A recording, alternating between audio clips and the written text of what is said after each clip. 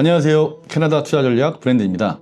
오늘은 조금 다른 이야기를 해보려고 합니다. 지금부터 드릴 말씀은 듣기에 편한 이야기가 아닙니다. 하지만 캐나다에서 은퇴를 준비하고 계시다면 언젠가는 반드시 맞이해야 하는 현실입니다. 저는 지난 14년 동안 캐나다에서 인베스트먼트 어드바이저로 일하며 수많은 은퇴자와 은퇴를 앞둔 분들의 자산을 함께 설계해 왔습니다. 20만 달러의 은퇴 자산을 가진 분부터 500만 달러 이상의 자산을 보유한 고액 자산가까지 정말 다양한 고객들을 만나왔습니다. 그 과정에서 한 가지를 분명하게 깨달았습니다. 같은 자산을 가지고도 어떤 분은 여유롭고 행복한 은퇴를 보내고 어떤 분은 예상보다 훨씬 빠르게 어려움을 겪습니다. 흥미로운 점은 그 차이가 투자 수익률 때문인 경우는 생각보다 많지 않다는 것입니다. 오늘 소개해드릴 8가지 이야기가 앞으로 여러분의 은퇴를 다시 한번 점검해보는 계기가 되었으면 좋겠습니다. 첫 번째 진실. 많은 사람들은 너무 일찍 은퇴하는 것이 아니라 오히려 너무 늦게 은퇴합니다. 대부분의 사람들이 이렇게 생각합니다. 조금만 더 일하면 더 안전하지 않을까? 1년만 더 벌고 은퇴하자. 조금만 더 모아두면 마음이 편할 것 같다. 그래서 은퇴를 계속 미룹니다. 근데 제가 현장에서 가장 많이 본 후에는 돈이 부족했던 것이 아니라 시간이 부족했던 것이었습니다. 한번 생각해 보겠습니다. 65세에 건강하게 은퇴했다고 가정해 보겠습니다. 여러분에게 남아있는 건강한 여름은 몇 번일까요? 20번 정도입니다. 많아야 25번입니다. 여기서 말하는 여름은 단순히 달력상의 계절이 아닙니다. 여러분은 마음껏 다니고 손주들과 뛰어놀고 등산을 하고 비행기를 오래 타도 크게 힘들지 않은 몸이 자유롭게 움직이는 시간을 의미합니다. 하지만 70대 후반으로 가면 상황은 빠르게 달라집니다. 80세를 넘어서면 활동 범위가 눈에 띄게 줄어드는 경우가 많습니다. 85세 이후에는 돈보다 건강이 삶을 결정하는 경우가 훨씬 많아집니다. 근데 많은 분들이 포트폴리오를 조금 더 키우기 위해 가장 소중한 3년, 5년을 회사에서 보내고 계십니다. 현장에서 많이 들었던 말이 있습니다. 돈은 준비됐는데 몸이 따라주지 않습니다. 평생 꿈꿨던 유럽 여행을 취소하고 크루즈를 포기하고 골프도 무릎 때문에 더 이상 치지 못하는 분들을 저는 많이 만났습니다. 반대로 충분한 재무 설계를 바탕으로 60대 중반에 은퇴하신 분들은 전혀 다른 삶을 살고 계셨습니다. 부부가 함께 여행을 다니고 새로운 취미를 시작하고 손주들과 시간을 보내며 돈보다 시간을 누리고 계셨습니다. 그래서 저는 상담할 때 이런 말씀을 자주 드립니다. 계획이 이미 완성이 되었다면 은퇴를 늦추기보다 인생을 시작하십시오. 자산은 계속 운영할 수 있습니다. 하지만 지나간 시간은 어떤 투자도 다시 돌려주지 않습니다. 두 번째 진실. 은퇴 설계를 무너뜨리는 가장 큰 변수는 시장이 아니라 자녀인 경우가 많습니다. 많은 분들은 은퇴의 가장 큰 위험을 시장 폭락이라고 생각합니다. 물론 시장은 변동합니다. 인플레이션도 있습니다. 세금도 계속 변합니다. 하지만 제가 실제 상담에서 가장 많이 봤던 변수는 전혀 다른 곳에 있었습니다. 바로 성인이 된 자녀입니다. 직장을 잃은 아들, 이혼을 한 딸, 주택 구입 계약금이 필요한 자녀, 손주의 학자금까지 부모님은 거의 예외 없이 같은 말씀을 하십니다. 자식인데 어떻게 안 도와줍니까? 그 마음은 너무나 이해합니다. 문제는 그 이유입니다. 2만 달러, 5만 달러, 10만 달러. 조금씩 지원하다 보면 어느 순간 은퇴 플랜 자체가 바뀌기 시작합니다.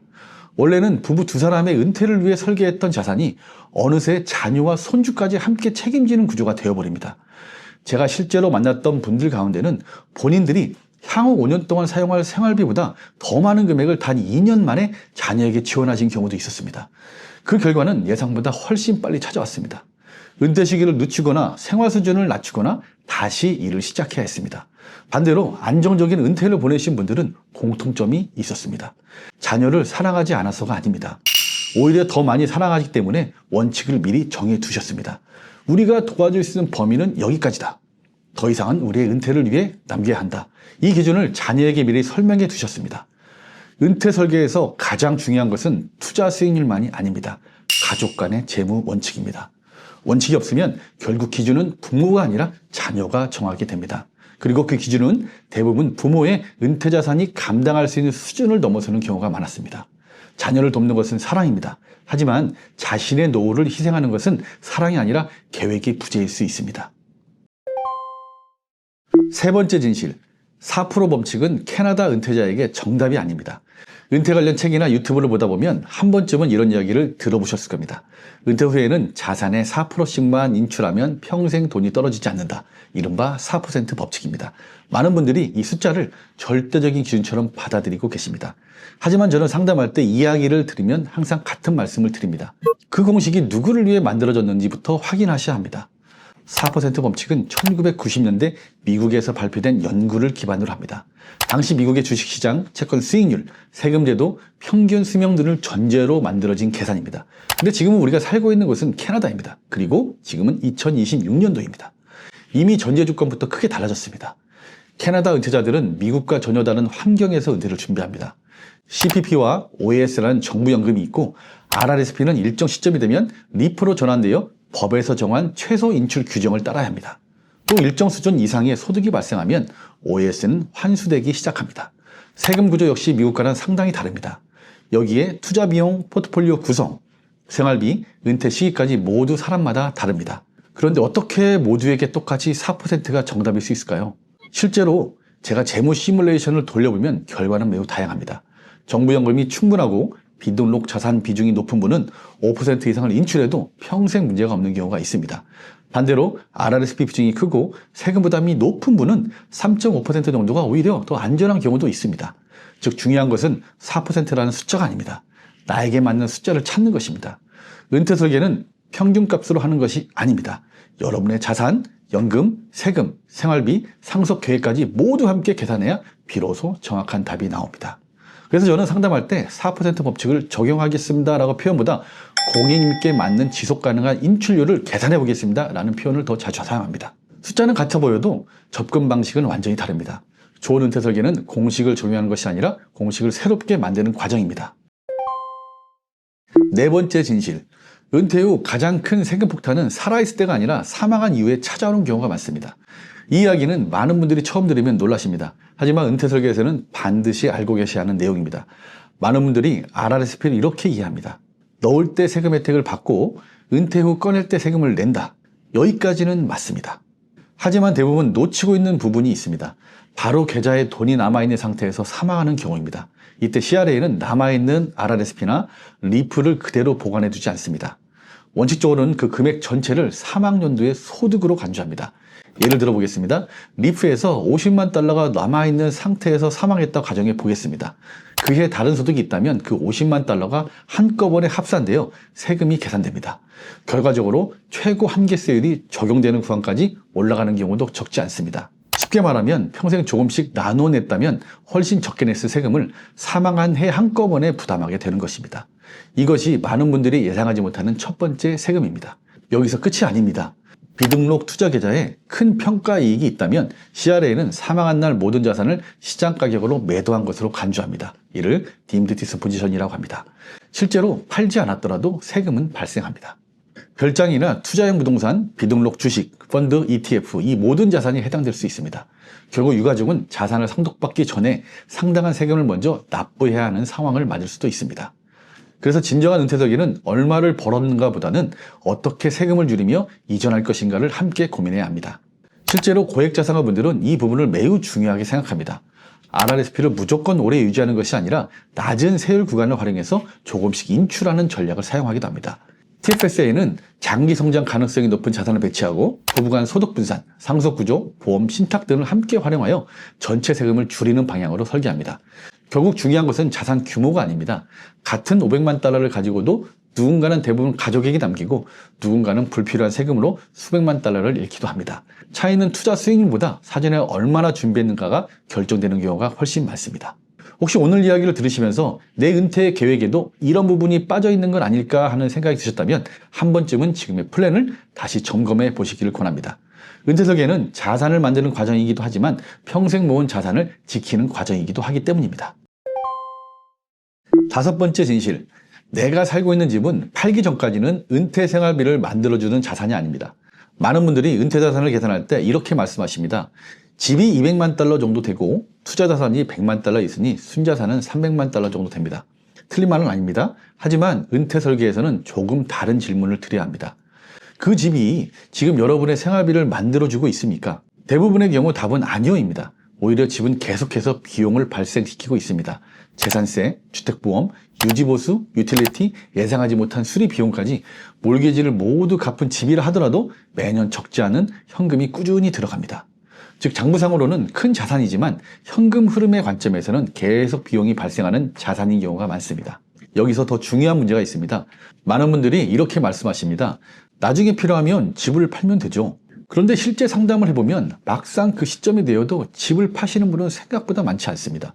오랫동안 살아온 동네를 떠나기 어렵고 이웃과의 관계를 포기하기 어렵고 무엇보다 익숙한 공간을 떠나는 것이 생각보다 큰 심리적 부담이 되기 때문입니다. 그러다 결국 80세가 넘어서 건강상의 이유로 갑작스럽게 이사를 결정하는 경우도 적지 않습니다. 그때는 이미 선택지가 많이 줄어들어 있습니다. 시장 상황도 선택할 수 없고 체력도 예전 같지 않습니다. 결국 충분히 준비할 수 있었던 일을 가장 어려운 시기에 하게 되는 것입니다. 그래서 저는 고객분들과 은퇴 설계를 할 때 항상 한 가지를 먼저 결정합니다. 이 집을 평생 살 집입니까? 아니면 언젠가는 자산으로 활용할 계획입니까?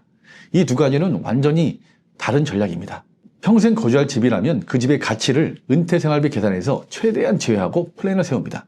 반대로 언젠가 다운사이징이나 매각을 계획하고 있다면 언제가 적절한 시점인지, 얼마 정도의 현금이 확보될지, 그 자금을 은퇴 후 어떻게 활용할지가 미리 계획합니다.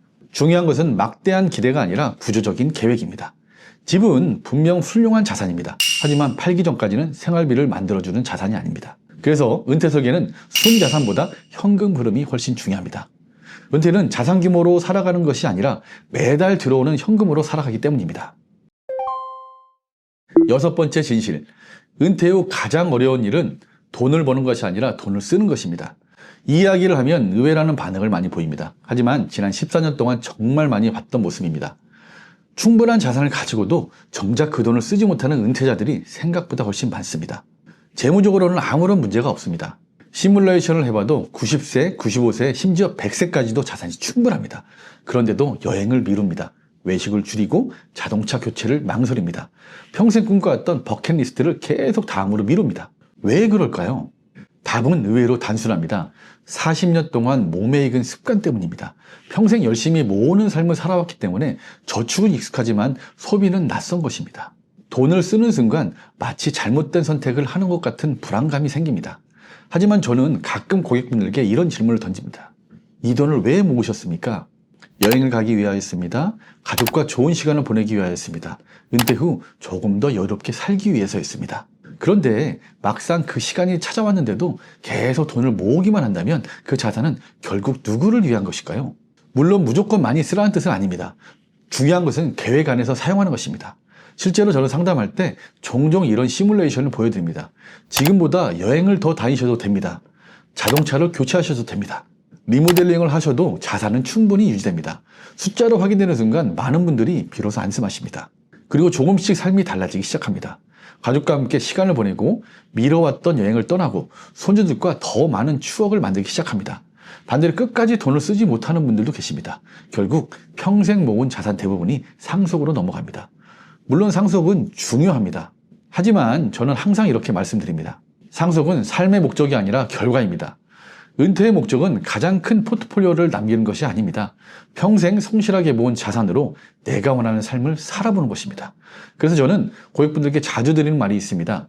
은퇴는 돈을 모으는 인생의 끝이 아니라 그 돈을 가장 의미 있게 사용하는 인생의 시작입니다. 이 한 문장을 기억하셨으면 좋겠습니다. 일곱 번째 진실. 좋은 자산 관리는 자산을 키우는 것만이 아니라 가장 필요한 순간에 제대로 사용할 수 있도록 돕는 것입니다. 많은 분들이 자산 관리라고 하면 자연스럽게 이런 질문부터 하십니다.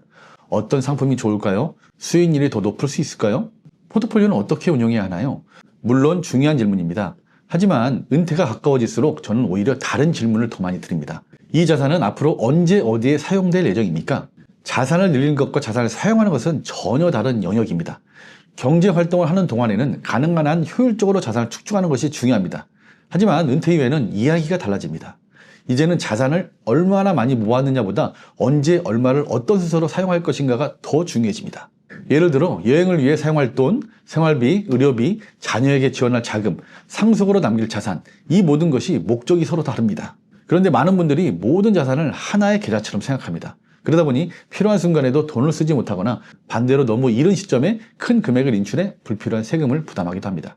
제가 생각하는 좋은 자산 관리는 단순히 높은 수익률을 만드는 것이 아닙니다. 고객이 평생 모은 자산을 필요한 순간에 가장 효율적으로 사용할 수 있도록 함께 설계하는 것입니다. 가끔 상담을 하다 보면 이런 질문을 받습니다. 이제 여행을 좀 다녀와도 괜찮을까요? 자동차를 바꿔도 될까요?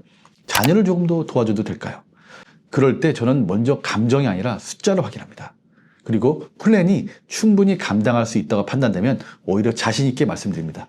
이제는 사용하셔도 됩니다. 저는 이 한마디도 자산 관리의 중요한 역할이라고 생각합니다. 좋은 웰스 어드바이저는 자산을 키우는 사람인 동시에 고객이 그 자산을 가장 의미 있게 사용할 수 있도록 도와주는 사람이어야 합니다. 8번째 진실, 부부가 함께 공유하지 않는 재무 정보는 언젠가 가장 큰 위험이 될 수 있습니다. 마지막으로 꼭 말씀드리고 싶은 이야기입니다. 대부분의 가정은 부부 가운데 한 사람이 재무를 전담합니다. 투자를 관리하고 세금을 신고하고 은행 업무도 보고 비밀번호도 대부분 한 사람이 알고 있습니다. 다른 배우자는 알아서 잘 하고 있습니까? 라는 믿음으로 맡기는 경우가 많습니다. 평소에는 아무 문제가 없습니다. 하지만 인생은 언제나 예상대로만 흘러가지는 않습니다. 갑작스러운 질병, 예상하지 못한 사고, 그리고 언젠가 찾아오는 사별, 이런 일들이 발생하는 순간 재무를 잘 모르던 배우자는 슬픔과 함께 모든 재무 문제를 혼자 감당해야 하는 상황을 맞게 됩니다. 계좌가 어디에 있는지, 담당 어드바이저는 누구인지, 연금을 어떻게 신청하는지, 보험은 무엇에 가입되어 있는지, 자동이체는 어디에서 빠져나가는지, 이런 기본적인 정보조차 알지 못해 어려움을 겪는 분들을 저는 실제로 많이 만나왔습니다. 재무를 모른다는 것은 단순히 불편한 문제가 아닙니다. 가장 힘든 시기에 가장 큰 불안감을 더하는 문제가 될 수 있습니다. 그래서 저는 모든 부부 고객께 꼭 부탁드리는 것이 있습니다. 1년에 단 한 번만이라도 함께 재무 회의를 하십시오. 거창할 필요도 없습니다. 모든 계좌를 함께 확인하고 담당 전문가를 다시 한번 확인하고 보험, 투자, 연금, 상속 계획까지 함께 이야기해 보십시오. 2시간이면 충분합니다. 하지만 그 2시간이 배우자에게는 가장 든든한 안전망이 될 수도 있습니다. 재무는 한 사람이 관리할 수 있습니다. 하지만 이해는 반드시 2사람이 함께 해야 합니다. 그래야 어떤 상황이 오더라도 가족의 삶은 흔들리지 않기 때문입니다. 오늘은 제가 14년 동안 현장에서 가장 많이 느끼고 배웠던 8가지 이야기를 함께 나눠봤습니다. 혹시 영상을 보시면서 생각해보니 나도 준비하지 못한 부분이 있구나 라고 생각이 드셨다면 오늘 이 영상은 충분히 의미가 있었다고 생각합니다. 은퇴는 단순히 일을 그만두는 시점이 아닙니다. 앞으로 20년, 30년의 삶을 어떻게 살아갈 것인가를 새롭게 설계하는 과정입니다. 그래서 투자만으로는 충분하지 않습니다. 세금도 함께 봐야 되고 은퇴소득도 함께 계산해야 하며 상속과 가족까지 함께 고려해야 합니다. 결국 좋은 은퇴설계는 금융상품을 많이 아는 것에서 시작되지 않습니다. 내 삶을 이해하는 것에서 시작됩니다. 그리고 그 삶에 맞는 계획을 하나씩 완성해가는 것이 진짜 자산관리라고 저는 믿고 있습니다. 오늘 영상이 도움이 되셨다면 좋아요와 구독으로 응원해주시면 감사하겠습니다. 앞으로도 캐나다에서 자산을 지키고 은퇴를 준비하며 다음 세대까지 이어지는 웰스 플래닝에 대해 현장의 경험을 바탕으로 꾸준히 이야기 나누겠습니다. 시청해주셔서 진심으로 감사합니다. 지금까지 캐나다 투자전략 브랜든이었습니다. 감사합니다.